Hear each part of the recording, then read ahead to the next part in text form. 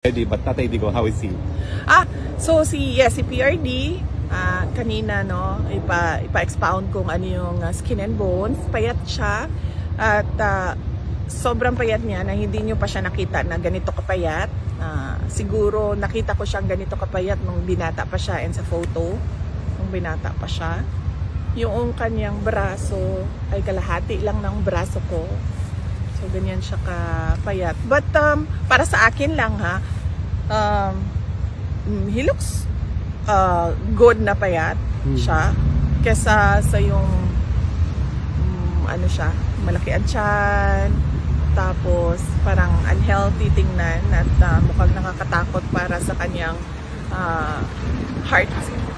So I like him this way, medyo slim. Pero nabanggit ko yung baho sa kanya na naaabala yung mga supporters niya na nabilis sa pagkain. Oo, nabanggit ko din na yun sa kanya. Sabi ko nga kanina, naiintindihan namin yung concern.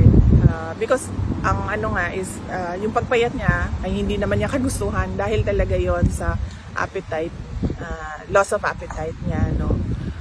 Siguro sa mga pangyayari and of course siguro kasi hindi traditional Filipino food yung ano niya, nakasanayan.